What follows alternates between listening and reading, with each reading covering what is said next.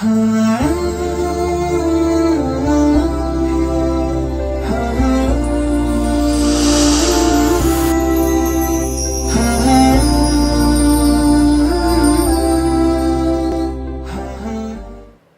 علیکم ورحمۃ اللہ وبرکاتہ۔ الحمدللہ رب العالمین والصلاة والسلام علی اشرف الانبیاء والمرسلین وعلی آلہ واصحابہ اجمعین، اما بعد۔ اللہ تبارک و تعالیٰ کا بہت ہی بڑا فضل ہوا، احسان ہوا کہ اللہ تبارک و تعالیٰ نے ہمیں رمضان کا یہ مبارک مہینہ عطا کیا۔ اس مبارک مہینے میں اللہ تبارک و تعالیٰ نے ایک رات رکھی ہے جس کو کہتے ہیں لیلۃ القدر۔ نبی کریم صلی اللہ علیہ وسلم نے بیان فرمایا کہ یہ رات رمضان کے آخری عشرے میں ہوتی ہے، اور اسی لیے نبی کریم صلی اللہ علیہ وسلم نے رمضان کے آخری 10 دنوں کا پابندی سے اعتکاف کیا کہ آپ صلی اللہ علیہ وسلم نے کبھی نہیں چھوڑا اس کو۔ مرتے دم تک آپ صلی اللہ علیہ وسلم نے، جب بھی رمضان آپ کو ملا، آپ صلی اللہ علیہ وسلم نے آخری 10 دنوں کا اعتکاف ضرور کیا۔ آج کل ہم دیکھ رہے ہیں کہ امت میں اس اعتکاف کے حوالے سے بہت ہی زیادہ کوتاہی ہو رہی ہے کہ بس 1-2 لوگ بیٹھ لیتے ہیں، اور عام طور پر عمر رسیدہ بزرگ حضرات ہیں وہ بیٹھتے ہیں، اور نوجوانوں نے تو بالکل چھوڑ ہی دیا ہے اعتکاف میں بیٹھنا۔ نوجوان سمجھتے ہیں کہ یہ گویا ہمارے لیے ہے ہی نہیں، حالانکہ نبی کریم صلی اللہ علیہ وسلم کی یہ بہت ہی پیاری سنت ہے۔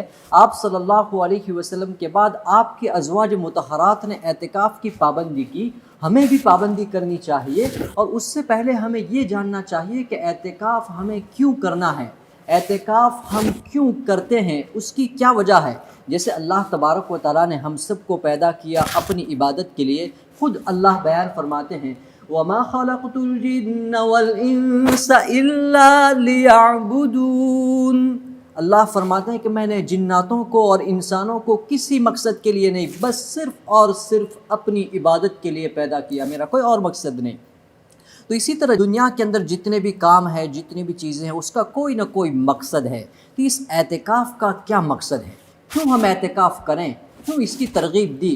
کیوں نبی کریم صلی اللہ علیہ وسلم نے اعتکاف کیا؟ کیوں آپ نے صحابہ کو رغبت دلائی کہ آپ اعتکاف کریں؟ کیا وجہ ہے؟ نبی کریم صلی اللہ علیہ وسلم نے فرمایا کہ تم اعتکاف کرو اور لیلۃ القدر کو اس میں تلاش کرو۔ اور نبی کریم صلی اللہ علیہ وسلم نے یہ بھی بیان فرمایا کہ آپ جب اعتکاف کریں گے تو اس سے دلوں کی صفائی ہوتی ہے، اور دل کی صفائی یہ مقصود بھی ہے، اس لیے کہ دیکھیے ہم لوگوں کے ساتھ ملے جلے رہتے ہیں، اور لوگوں کے ساتھ اٹھتے بیٹھتے ہیں، اور گناہوں میں بھی مبتلا ہو جاتے ہیں۔ جب ہم اپنے آپ کو الگ تھلگ کر کے، سارے دنیا کے جمیلوں سے الگ کر کے مسجد میں بیٹھ جائیں گے تو ہمارے دل بھی مطمئن ہو جائیں گے۔ وہ غم اور وہ گناہ، بہت ساری ایسی لغویات جیسے اخبار بینی، یہ دیکھنا وہ دیکھنا، ادھر اس سے ملنا اس سے ملنا، اور ساری دنیا کی چیزوں میں ہم الجھ کر کے رہ جاتے ہیں۔ ہم ساری چیزوں سے اپنے آپ کو الگ تھلگ کر کے اللہ کے در پہ ہم اپنے آپ کو مقید کر لیتے ہیں کہ یا اللہ تو بس ہماری مغفرت ہی کر دے، ہمیں تو معاف ہی کر دے، اور ہمیں اجر عظیم سے نواز دے۔ تو اللہ کے ہم مہمان بن کر کے بیٹھ جاتے ہیں۔ صحیح بخاری کی روایت ہے، نبی کریم صلی اللہ علیہ وسلم فرماتے ہیں کہ مومن کا مسجد میں آنا جانا، اللہ تبارک و تعالیٰ اس کے لیے ایک خصوصی مہمان نوازی کا انتظام فرماتے ہیں۔ تو یہ ہم مسجد میں جو رہتے ہیں اس کے آداب کے ساتھ رہنا چاہیے۔ ابھی ہم نے سنا کہ ہم اعتکاف کیوں کرتے ہیں، تو اس میں ایک بات تو یہ آ گئی کہ ہم لیلۃ القدر کو تلاش کرنے کے لیے، کہ جب ہم اعتکاف کریں گے تو اس کے اندر ایک رات ہے جو ایسی رات کہ اگر کسی کو زندگی میں ایک مرتبہ بھی مل جائے نا وہ کامیاب ہو گیا۔ اگلی امتوں میں ایسا ہوتا تھا کہ ان کو لمبی لمبی عمریں دی جاتی تھی، کسی کو 1000 سال، کسی کو 800 سال، کسی کو 900 سال۔ اللہ تبارک و تعالیٰ نے اس امت کی عمر کو اللہ تبارک و تعالیٰ نے مختصر کر دیا، لیکن ایسی چیز عطا کر دی کہ اگر کسی کو ایک مرتبہ بھی مل جائے تو اس کا کام بن جائے، وہ کامیاب ہو جائے گا۔ اس لیے کہ اللہ تبارک و تعالیٰ خود قرآن میں بیان فرماتے ہیں لیلۃ القدر خیر من الف شہر، کہ یہ ایک ہی رات 1000 مہینوں سے بڑھ کر ہے۔ آپ اندازہ لگائیے کہ 80 سال سے زیادہ کی عبادت صرف ایک رات کی عبادت میں ملتا ہے۔ آج شارٹ کٹ کی دنیا ہے، لوگ شارٹ کٹ تلاش کرتے رہتے ہیں کہ اللہ نے ہمارے لیے شارٹ کٹ رکھ دیا کہ ایک رات عبادت کرو 80 سال کا ثواب لے کر کے چلے جاؤ۔ یہ کتنی آسان چیزیں ہیں۔ دوسری اس میں چیز ہوا کرتی ہے کہ دلوں کی صفائی، اس لیے کہ جب ہم لوگوں سے نہیں ملیں گے، اپنے آپ کو مسجد میں قید کر لیں گے اور مسجد کے آداب کی بھی رعایت کریں گے، اس لیے کہ مسجد کے آداب کی رعایت کرنا ضروری ہے۔ آج کل بہت سارے ہمارے احباب اعتکاف کرتے ہیں لیکن اس کا پاس و لحاظ نہیں رکھتے کہ ہم مسجد میں ہیں، ہم اعتکاف میں ہیں، ہم عام لوگوں کی طرح نہیں ہیں۔ ہم جب اللہ کے در پہ اپنے آپ کو ہم نے قید کر لیا تو اس کا لحاظ رکھنا چاہیے۔ مسجد کے کیا آداب ہوا کرتے ہیں؟ آج کل بہت سارے لوگ مسجد میں بیٹھ کر کے مجلس بازی کرتے ہیں اور تماشے ہوتے ہیں اور پتہ نہیں موبائل میں کیا کیا دیکھتے رہتے ہیں۔ ارے اس سے اچھا تھا کہ آپ گھر میں بیٹھتے۔ آپ جب اعتکاف کریں تو اس کی مکمل پاسداری رکھیں، لحاظ رکھیں، احساس ہو آپ کے دل میں کہ میں معتکف ہوں، میں کسی اور کے گھر پہ نہیں ہوں، اپنے گھر پہ نہیں ہوں، اللہ کے گھر میں ہوں۔ ہمیں اس کا احساس ہمارے دلوں میں ہونا چاہیے۔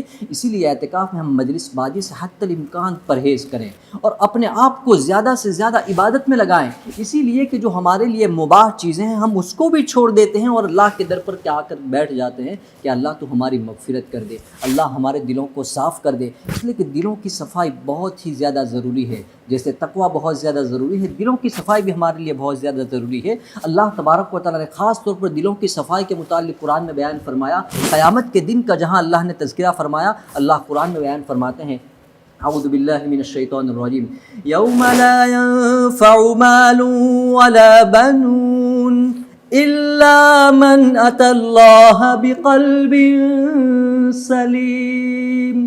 اللہ فرماتے ہیں کہ قیامت کا دن وہ دن ہوگا جس دن کسی کے بیٹے اس کے کام نہیں آئیں گے، نہ بیٹوں کو اپنے ماں باپ کام آئیں گے۔ یہ ایسا عجیب و غریب دین ہے سوائے اس کے کہ جو صحیح سالم دل لے کر کے آئے، ایسا سالم دل جو شرک سے، بدعات سے، حسد، بغض، کینہ، ہر قسم کی برائیوں سے پاک صاف جو دل لے کر کے آئے گا، اللہ فرماتے ہیں کہ وہ کامیاب ہو گیا، اس کو اس کے اعمال کام آئیں گے۔ تو ہمارا اعتکاف کا مقصد یہ بھی ہے کہ ہم اپنے دلوں کی صفائی کریں اور ساری دنیا کے کاموں سے الگ تھلگ ہو کر کے اللہ تبارک و تعالیٰ کے در پر اپنے آپ کو مقید کر دیں، اور اس نیت سے کہ یا اللہ اب ہم یہاں پر آئے ہیں لے کر ہی جائیں گے، جب اس نیت سے کریں گے تو ہمارے مقصد بھی اچھے ہو جائیں گے، ہمارے کام بھی اچھے ہو جائیں گے، ہماری نیتیں درست ہو جائے گی، اور اللہ تبارک و تعالی ہمیں اچھے سے اچھے اور بڑی سے بڑی عبادت کرنے کی توفیق عطا فرمائیں گے۔ اللہ مجھے بھی، آپ سب کو بھی اعتکاف کی بڑی عظیم نعمت سے مالا مال فرمائیں اور اس کی قدردانی کرنے کی توفیق عطا فرمائیں۔ وآخر دعوانا ان الحمد للہ رب العالمین۔